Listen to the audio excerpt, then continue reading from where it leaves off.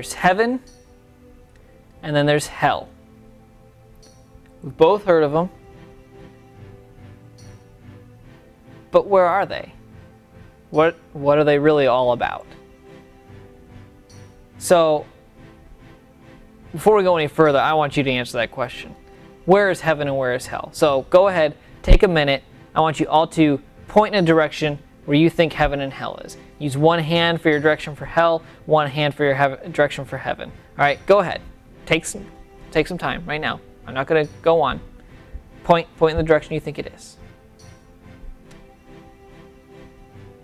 You all pointing?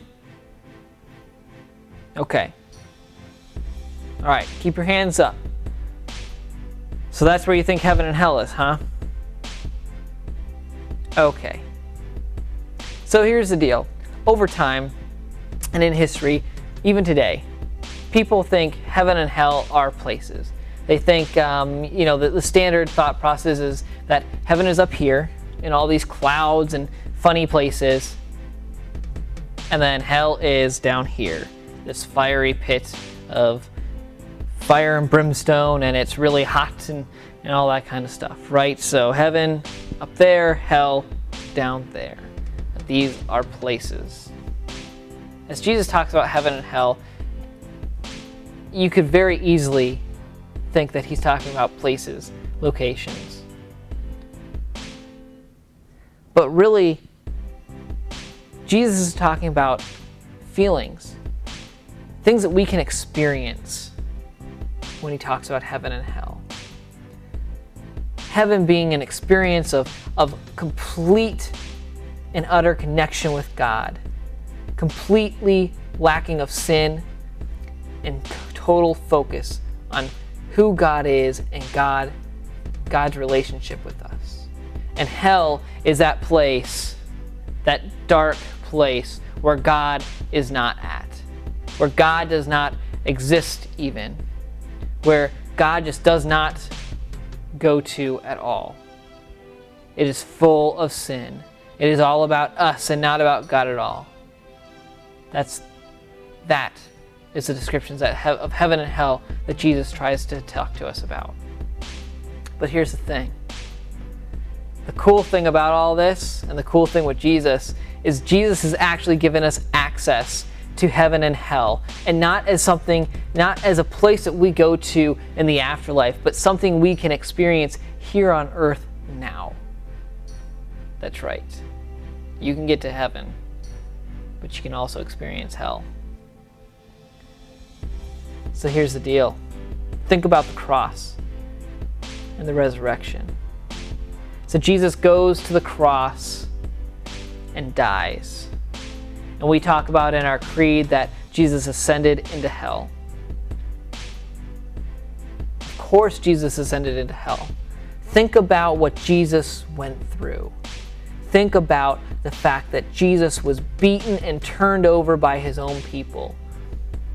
The pain and suffering Jesus went through. He was beaten right into inches of his death and then dragged through the streets with a tree on his back, nailed to a cross, and left to die. Hell. Deepest, darkest place. But here's the thing. That's hell, and Jesus is God.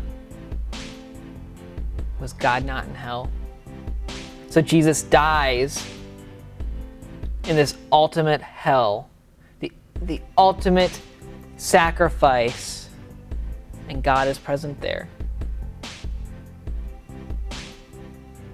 On this cross, God is present in some of the worst sins that humans can possibly imagine. Total denial of God. Because these people have completely denied Jesus. If Jesus is God, they're completely denying him. Completely turning inward and sinful and turning away from God. But God is there in that hell, and God ascends to hell as Jesus. And then Jesus is raised. Jesus is raised up. Even God can go to the deepest, darkest places where it looks like God wouldn't show up at all, but God does show up, even in hell. So what's that mean for us? Well, the first thing it means is heaven's not up there and hell's not down there. Nope. It means that we can experience heaven here because Jesus has shown us what that looks like. Jesus' walk of life was a demonstration of what heaven is like. Loving each other, loving your neighbors. No judgment. Full relationship with Christ. Full relationship with God. When we go out and we serve other people, when we focus on God, we can experience heaven through that. When we are completely focused on God in those brief moments of service or of worship, we can experience heaven in those. And they might be fleeting moments, but their moments are there. And we can experience heaven.